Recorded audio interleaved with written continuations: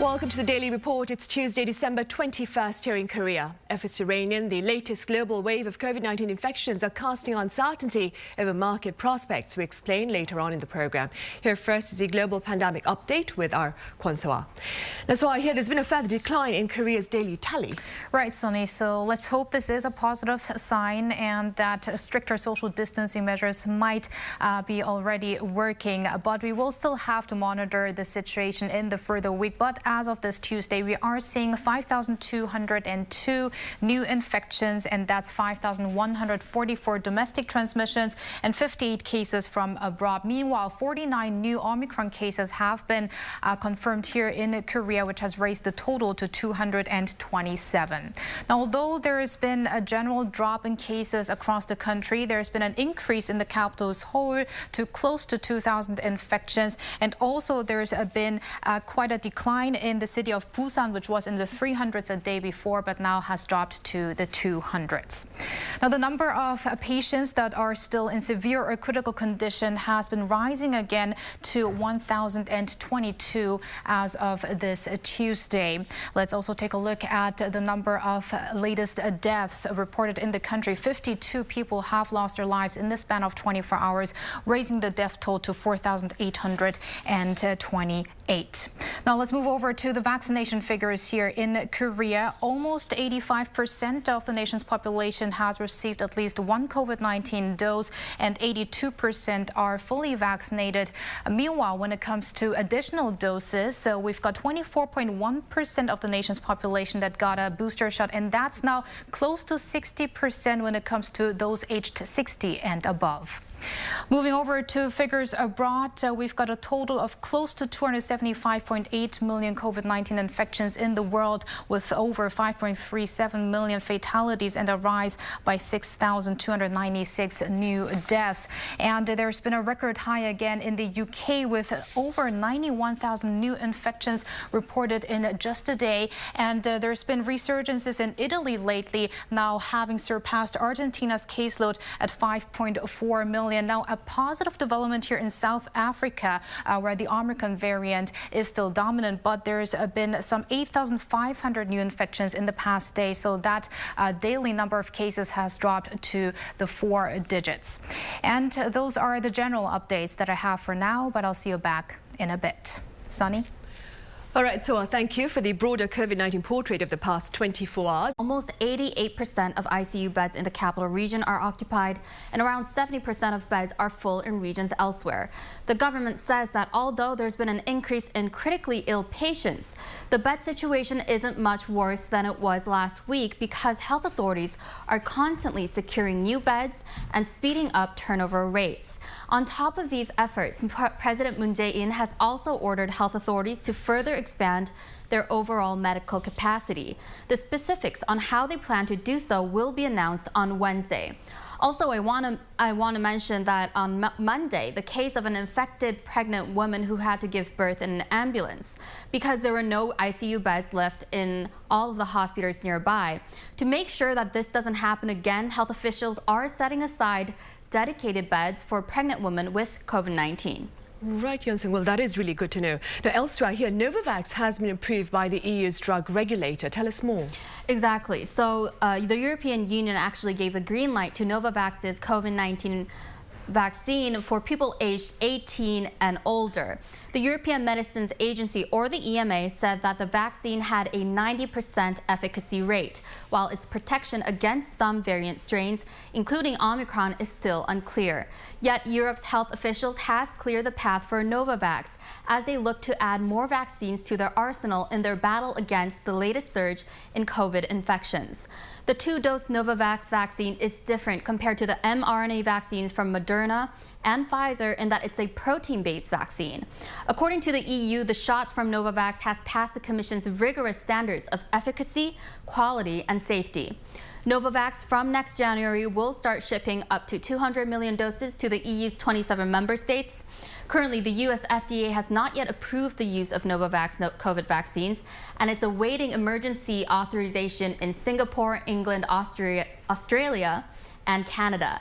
The Novavax doses will soon be reviewed in South Korea as well, and some experts are expecting a green light as early as next January.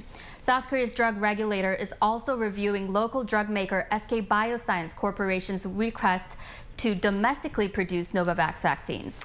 Now, in related news, there is also more process regarding domestically produced, so homegrown South Korean vaccines here in the country, as health authorities today have said they will start some assessments regarding those domestically produced vaccines, including by SK Bioscience, which is already in its third clinical stage trial of this production process. So this assessment is expected to start this week, according to the government, and it is going to be one of the most important stages before we can commercialize vaccines here in Korea as well. Right, well, do keep us posted, Soa.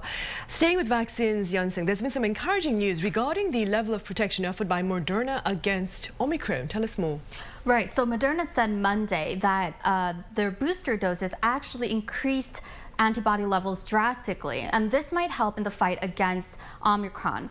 Moderna said that the company's lab tests show that after a half-dose booster shot, neutralizing antibody levels jumped by 37 times. A half-dose booster is typically administered to most people, but a full-dose shot, usually given to people with a weakened immune system, showed even more promising results. A full dose triggered an 83-fold increase in antibody levels, with the trade-off being that full doses are associated with a higher risk of side effects.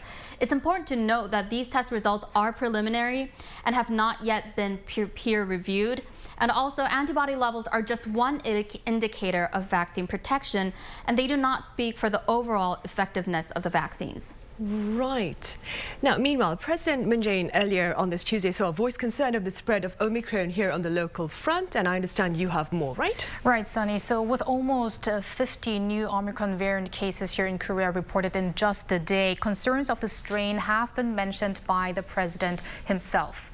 Now, earlier at a cabinet meeting this Tuesday morning, President Moon Jae-in said that the government must prepare its virus prevention measures, keeping in mind that the Omicron variant could soon become the dominant strain here in the country, noting that COVID-19 can slip through the smallest of gaps. He stressed that now is the time to look back at the trial and errors that we experienced since the beginning of our phased return to normalcy in November, after which the number of patients in serious and critical condition has risen, and to stabilize the situation by revamping our medical system before slowly going figures.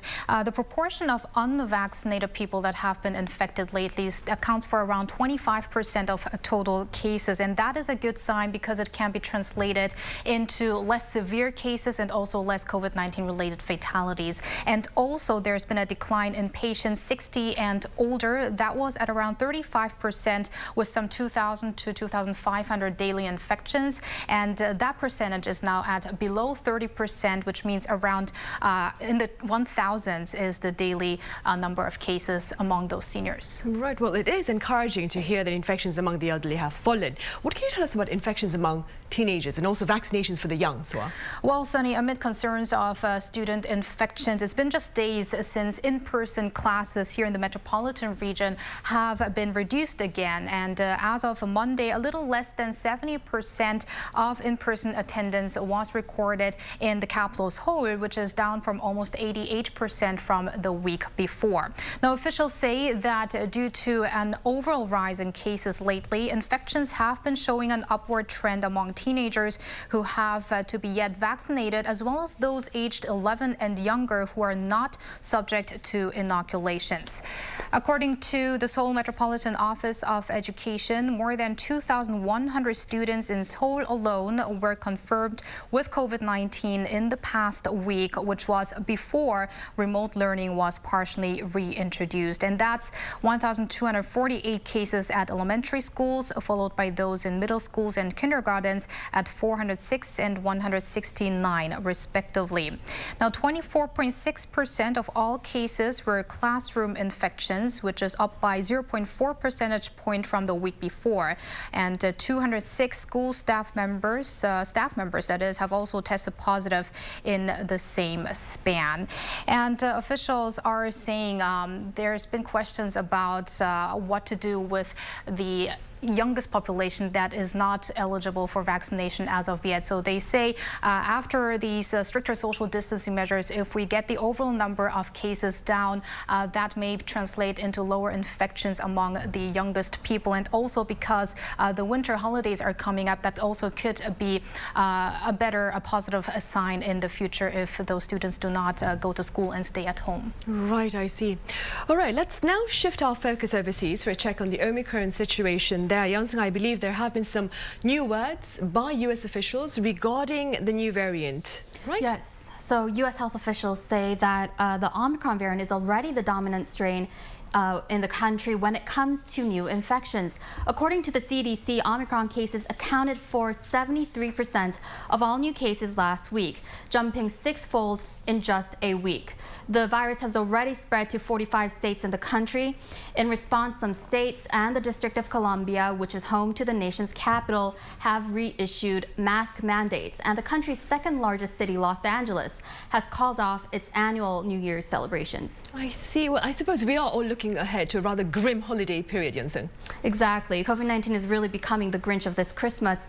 Health authorities around the world are especially concerned ahead of Christmas and New Year's, which is usually a time for family gatherings and travel. Take a listen to the head of the World Health Organization as he reminds people to put safety first ahead of Christmas. But an event cancelled is better than a life cancelled. It's better to cancel now and celebrate later than to celebrate now and grieve later. None of us want to be here again in 12 months' time.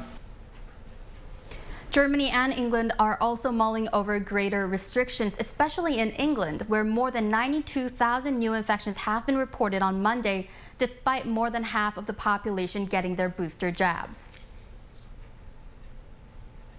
And unfortunately, I must say to people, we will have to reserve the possibility of taking further action to protect the public and to protect public health, to protect our NHS.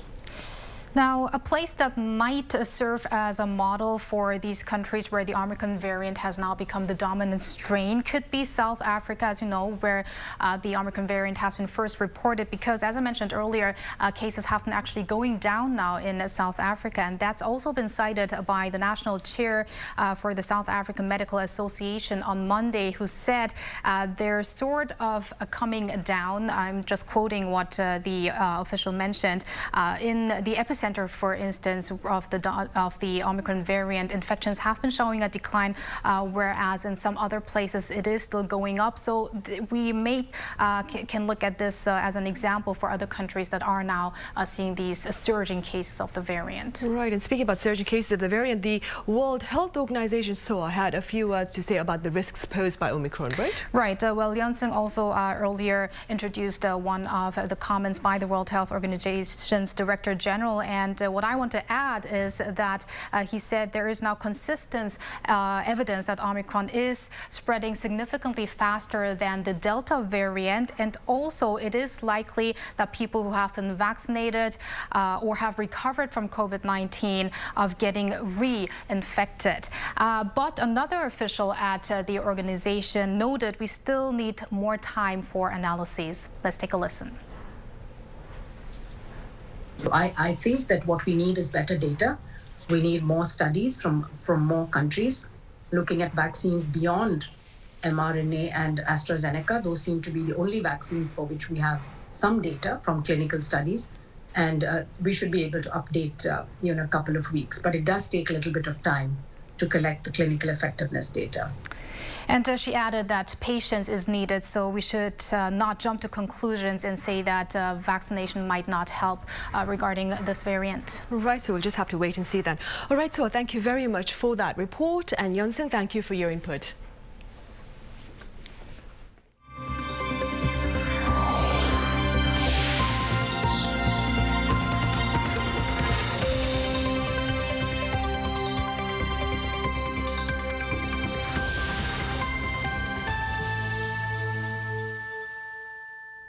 Korea's Producer Prices Index posted its sharpest growth in more than a decade last month. Pundits say the index is simply responding to oil-led inflationary pressure. Jaein reports.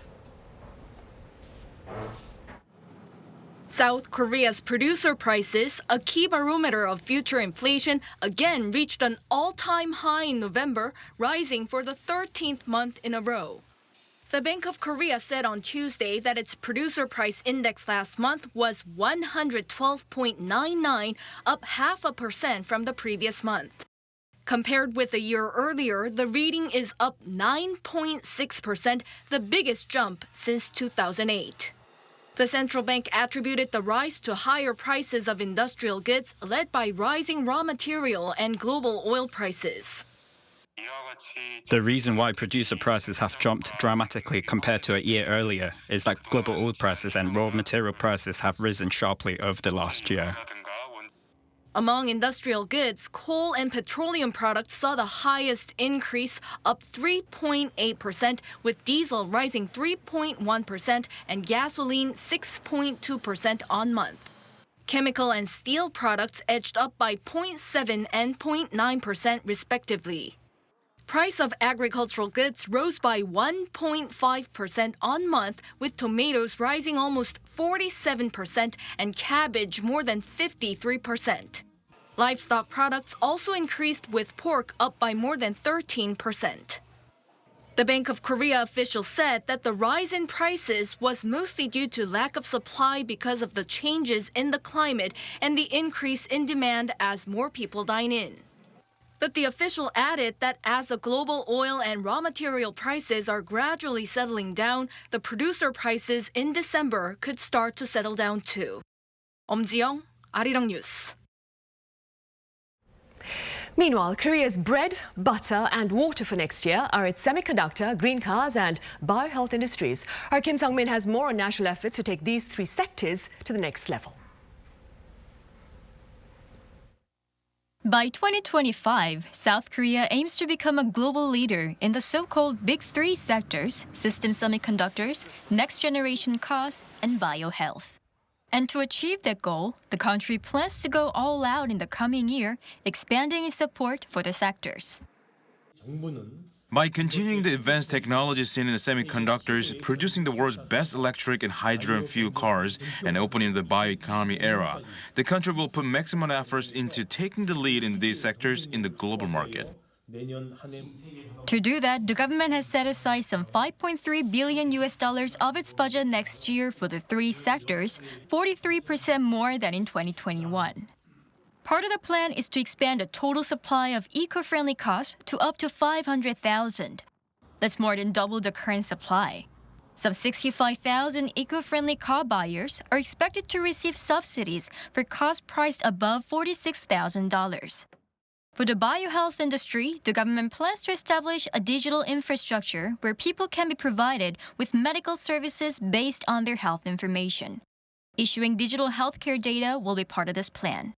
As for the systems sector, including AI semiconductors, around $370 million will be injected to support research and development.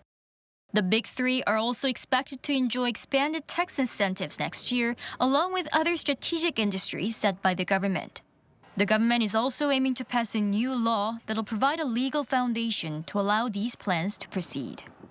Kim Sung-min, Arirang News. On the international front, Hong Kong's Legislative Council election this past Sunday witnessed a record low voter turnout. Kim Jaein reports. Hong Kong saw a record low voter turnout of 30.2% in its first Patriots-only legislative election, which was held on Sunday, renewing its previous record of around 44% in 2000. Various media outlets based in the West on Monday cited pundits saying it reflects a steep decline in civic and political engagement following China's overhaul of the island city's electoral processes.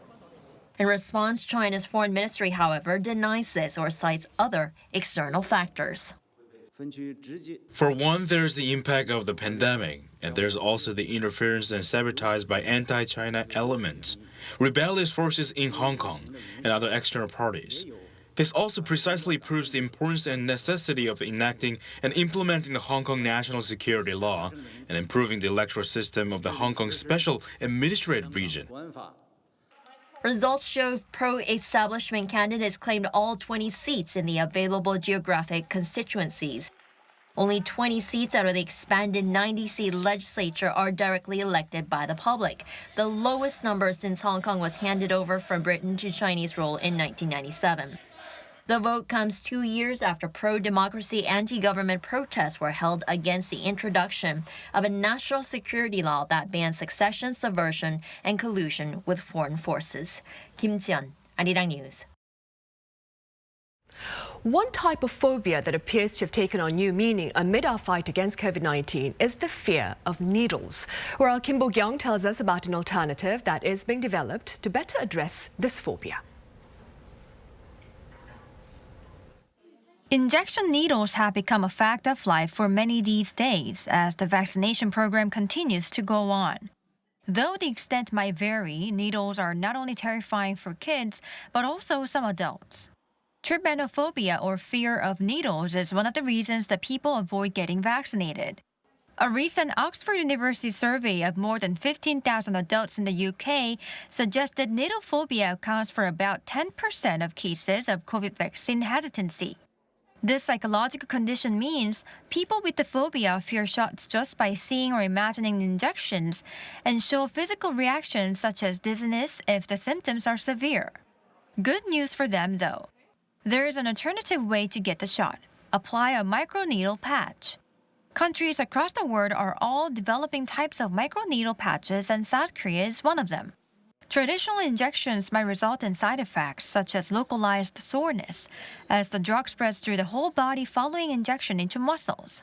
But this patch does leave such side effects and instead administers the medicine more efficiently without pain. Microneedles put the substance just below the skin where there are many immune cells, so the immune response can be maximized. This means the patch safely generates the immune reaction as the substance gradually melts through skin, dissolving in the dermis layer. No pain, but maximizing the effect in a safe way. For this reason, more and more countries are actively developing the patch, and hopes are high that the microneedle patch could be a welcome substitute for sharp needles. Kim Bo-kyung, Arirang News.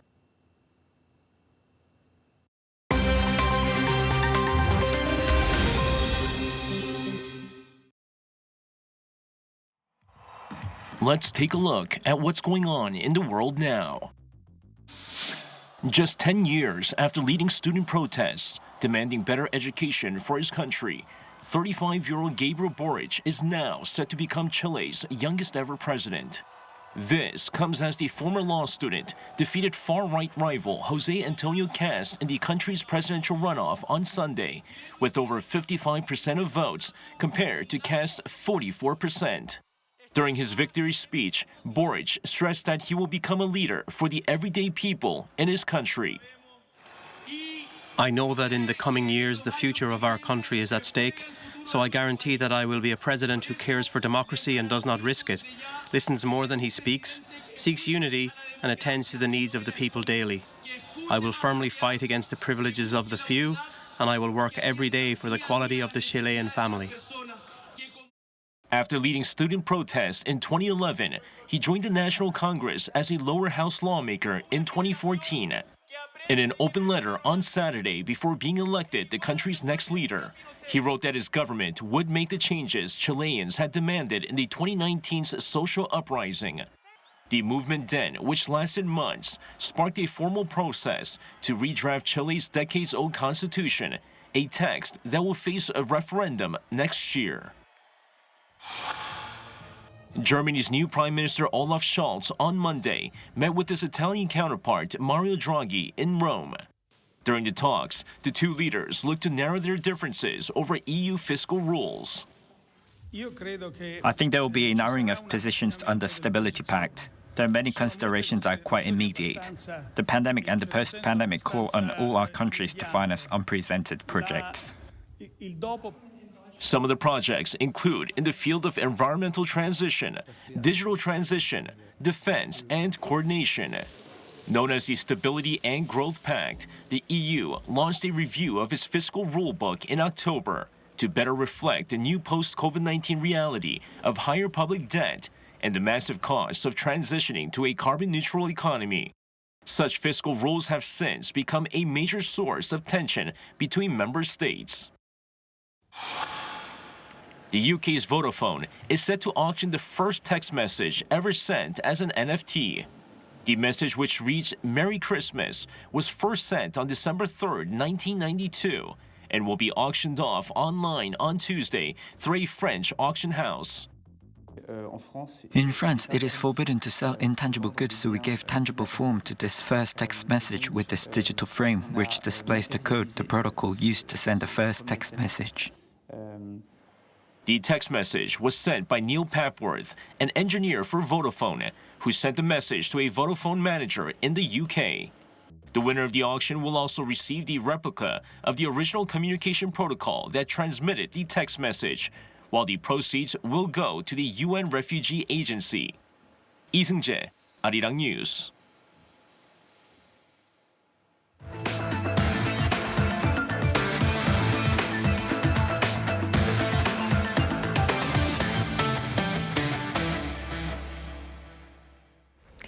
Christmas is right around the corner, but celebrations have been discouraged in light of COVID-19 rebounds worldwide. Accordingly, up next, we share with you a special place of possible refuge amid these tough times. In fact, our Chun Song-cho is there right now. Song-cho. Song-cho, can you hear me? Good afternoon, Sunny. Right, so where is this place of green delight?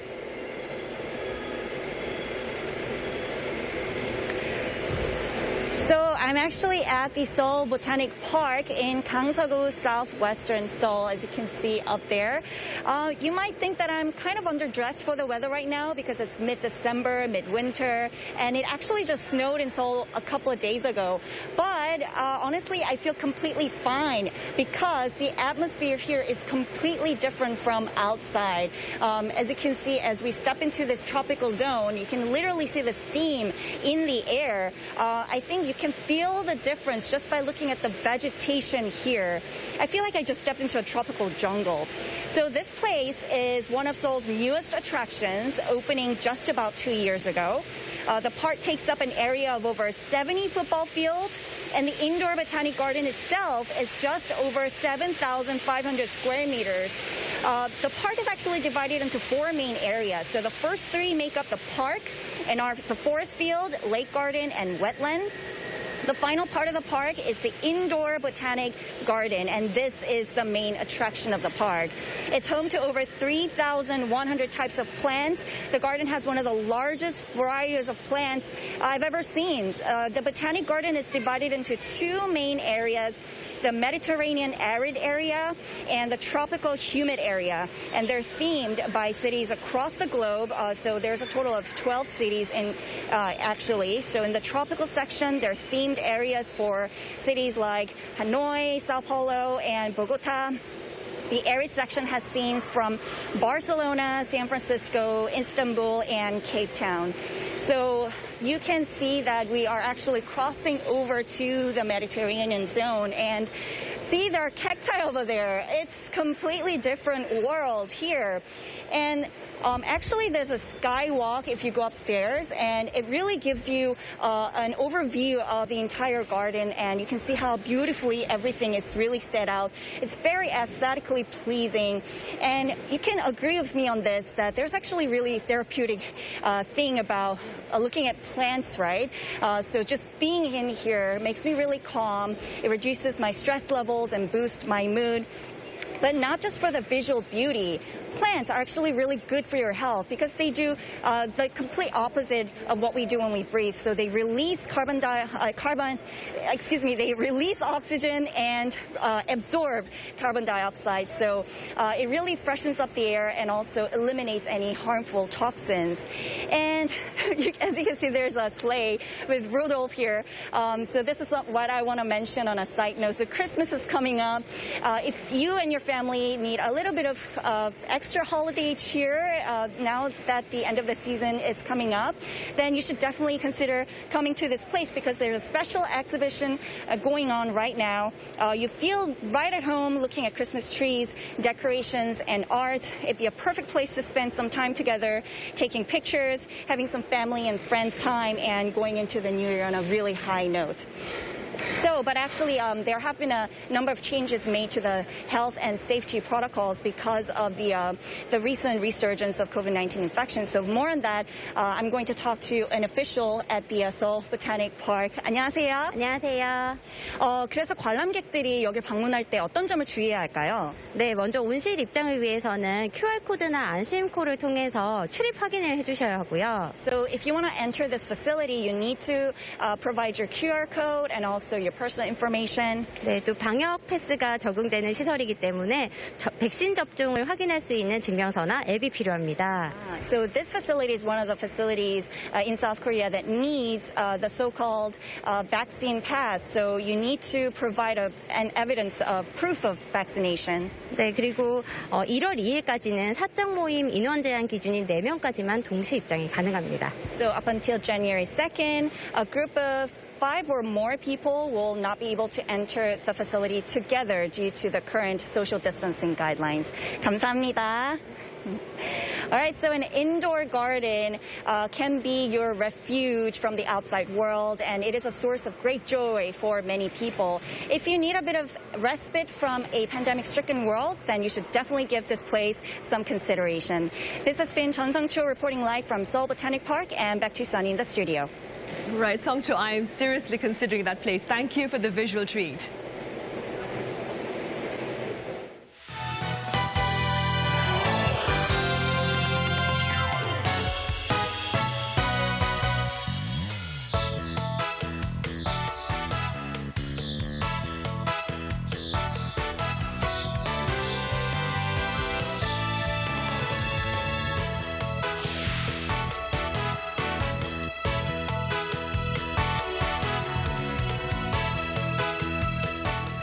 In our panel discussion on this Tuesday, we address matters related to the financial and foreign exchange markets amid the resurgence of COVID-19 across the world. I have Professor Kim Se-won from Ewha Women's University. Welcome back, Professor Kim. Pleasure to be here. I also have Professor Oh Jun-seok from Sookmyung Women's University. It's good to see you again, Professor Oh. Thank you for having me. Professor Kim, let's begin with the reason behind the U.S. Federal Reserve's decision to double the pace of its tapering and to pave the path for greater interest rate hikes next year. U.S. prices rose by over 6% in October and then further rose by 7% in November, which is simply the highest in 4 decades. This high inflation increases the pressure to start raising the key interest rate by U.S. Federal Reserve, even though U.S. economy is not fully recovered from the pandemic yet. Only this year, actually, Mr. Powell, the Fed chairman, argued that this high inflation reflects the bottlenecks from a disrupted global production chain. But after reappointed as a Fed chairman in November, he changed his mind. And he said that this high inflation could be more persistent than he only anticipated earlier.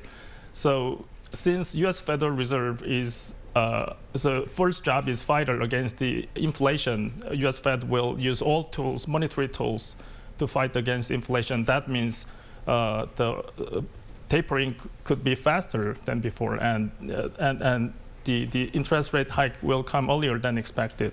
Right. So along with this plan, they're hoping to end bring all asset purchases, that is, to an end by March 2022. Exactly. Right, I see. Keeping in mind what Professor Kim has said, Professor Oh, what are your thoughts on the implications of the Fed's tightening of its monetary policy amid the presence of Omicron on foreign exchange and financial markets? As Professor Kim commented about, the U.S. Fed has started tapering. It began pulling back on the pandemic aid or the disaster relief fund. a surge in demand coming out of the COVID-19 recession, coupled with the supply chain disruption and labor shortage, which will create a perfect storm of price increase.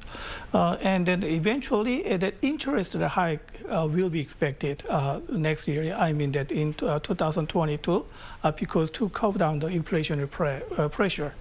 And then when the interest rate gap between the United States and Korea have to keep the balance. When it lose the balance between two countries, it will be another financial crisis might happen. So everybody knows that BOK will follow the U.S. Fed changes of interest rate, which means that the interest rate hike. So it will drag down the business sentiment in Korea.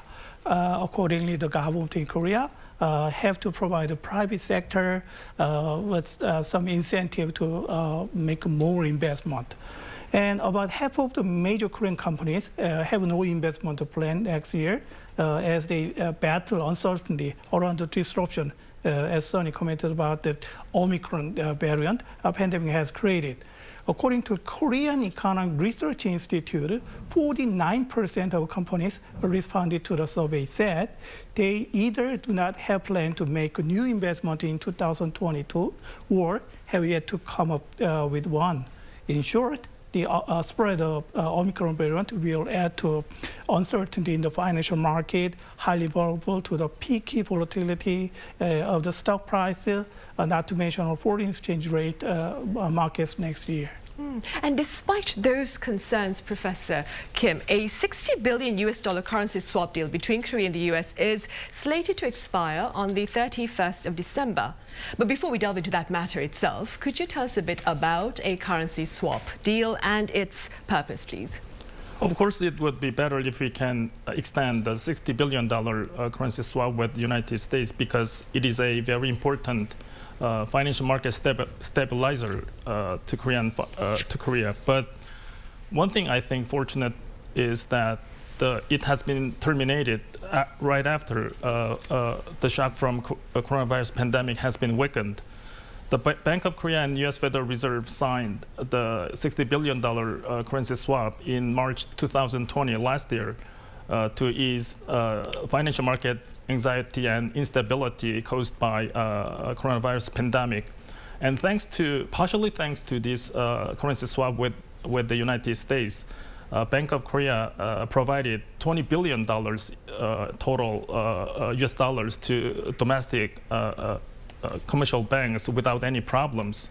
And that really helped the stability of the Korean financial market for the last 2 years. Right. The Bank of Korea, Professor Oh, has said the currency swap deal will not be extended. It was extended about 3 times, I believe, right? But this time it will not be extended as, now I am quoting, financial and economic conditions both at home and abroad are stable. What are your thoughts? Bank of Korea made this brief explanation for expiring this currency swap. Shortly, it is because the financial and economic situations at home and abroad remain stable and expected to keep stable. But once we remember that the currency swap takes the role of safety net in an economy in time of uncertainty, let's think about it. Does it make sense when you say that it is of no use anymore? Because I've never used the airbag in my car while I've been driving for 10 years.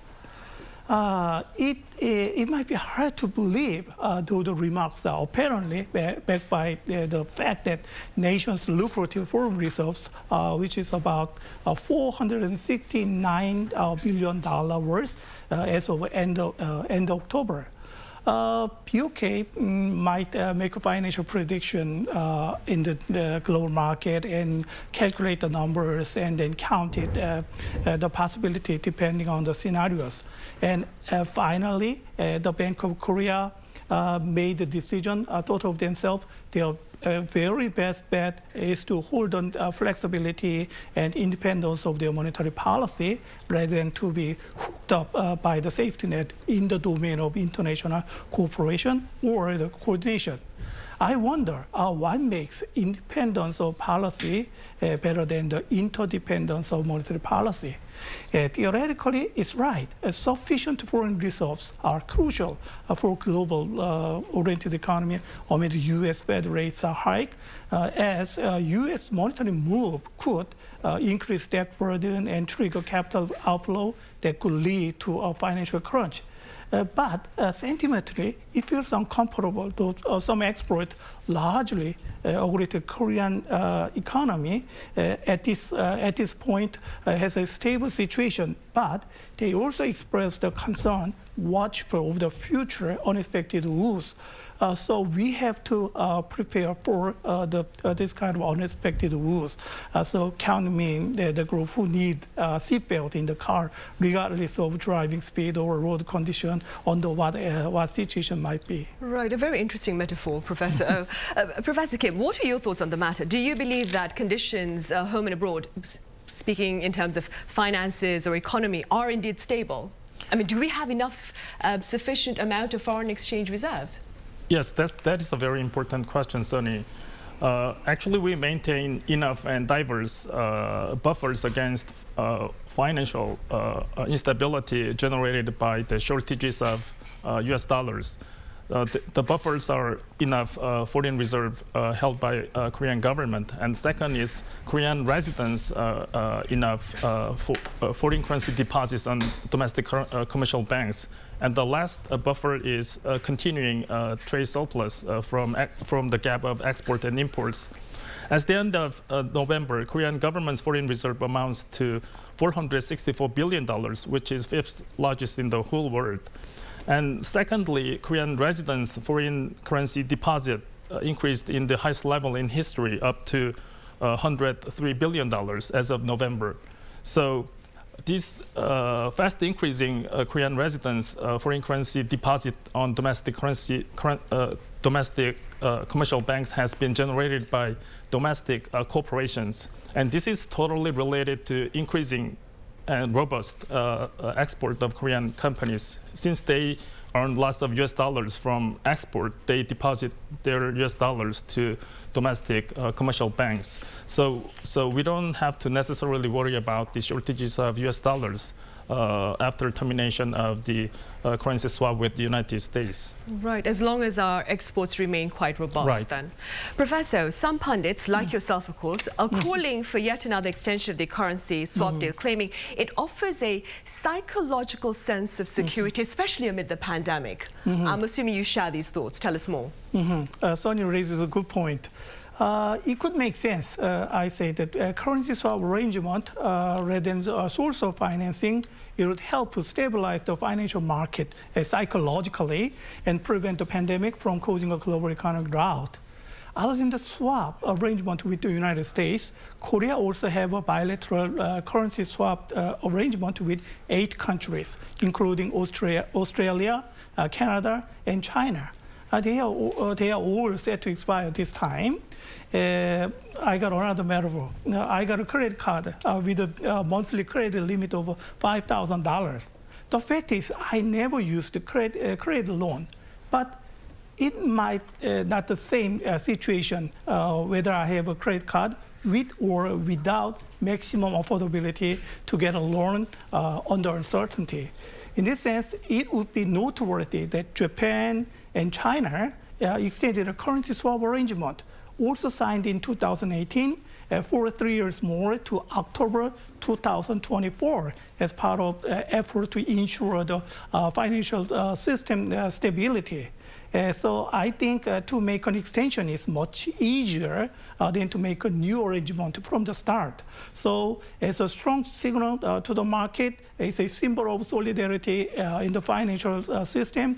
I suppose it should have to be extended for Korea. It's ready to handle foreign exchange crunches in the future with prepare the system with the alliances. Right, and perhaps to address the potential psychological fear factor then. Moving ahead, Professor Kim, what are the chances of a further hike in its key interest rate by the Bank of Korea next month, following increases perhaps later in the year by the US Federal Reserve as well? Well, the timing of Bank of Korea's interest hike really depends on the development of the variants of COVID-19. As inflation exceeds and continues over 3.7% on year in November, Bank of Korea puts higher priority in stabilizing inflation rather than recovering economy. But if economy recovery weakens by the end of the year, there is a possibility for Bank of Korea to reshuffle all policy priorities. That means they can delay interest rate hikes when economic situation gets worse until the early next year. So I think the first signal of delaying the interest rate hike by Bank of Korea would be less than 4% economic growth for this year, which is the target economic growth for this year. So when economic growth and employment situation get worse by the end of the year and early next year, I think there is a high possibility that Bank of Korea will delay the interest rate hike by second half of the next year. Right, so Omicron does appear to be a very big variable here. Exactly. Right. Professor, also on the local front, what are your thoughts with regard to the impact of our fresh set of COVID-19 restrictions on domestic demand? It must be a hard hit to the economy, returning to the lockdown. Korea's economy will grow 30.1% in 2022, according to the finance ministry. Nobody's sure about that. But the Omicron variant could cause a bottleneck in the global supply chain. That could affect inflation hike, as Professor Kim commented, and investment to drop simultaneously. So I have the same view with the finance minister that the domestic demand increase is crucial for Korea to achieve expected economic growth of the 3.1% in 2022. But the biggest change next year is to get rid of the maximum limit of Korean purchase from the duty-free shop in place since 1979. And to boost the economy, the government plans to maintain its tax credit program, income tax credit for credit card spending 15%, and for debit card spending 30%, and for spending at traditional market is a bonus. It's a 40% of income tax credit. For a small business, the government will continue with its program until the crisis situation ends, including raising the minimum amount of the compensation for business losses from 100,000 won to 500,000 won, and 35.8 trillion won worth of supportive loan at lower rates are provided. But I wonder whether it could convince people enough to be a comfort in the middle of Omicron variant. Right. Professor Kim, Professor Oh mentioned the government forecasting that the economy will grow by 3.1% next year. He also mentioned nobody knows. Do you know? What are your thoughts? Is this a feasible target? Well, 3.1% economic growth for next year is pretty much government's own expectation and hope, I think. If we grow by over 4% for this year, 2021, that means Korean economy is fully recovered from the pandemic. We goes back to the status of before the pandemic. So from the normal status of the economy, it is extremely difficult to grow over 2% because our potential economic growth is 2%, which is called by full capacity economic growth. So if we want to grow over 2% in Korea, there should be very high inflation because there is a trade-off between inflation and economic growth. So government's forecast of major macro variables of economic growth of 3.1% and inflation of the 2.2% is pretty much conflicting to each other. So I believe that 3.1% economic growth for next year is pretty difficult. If if government wants to get the two targets at the same time. I see. Meanwhile then, Professor O, Korea is poised to place next year's priority on stabilizing the local economy. Is this a possible scenario then, given the presence of Omicron and the ongoing disruptions in the global supply chain? Well, there are many things to be considered under uncertainty, but I could suppose it could be understood the policy direction is on the right track. And the focus of government policy is to achieve economic normalcy beyond the pandemic crisis, alongside taking the lead in the global competition. It is to the point that the momentum of resilience comes from promoting international trade and investment. So the government forecast export target increasing over 2% and import target of 2.5%.